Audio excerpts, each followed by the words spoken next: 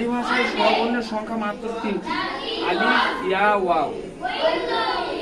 আলিফ, ইয়া, wow, এই 3টি হলো স্বরবর্ণ। এগুলোকে আরবি ভাষায় বলা হয় হুরফে ইল্লাত।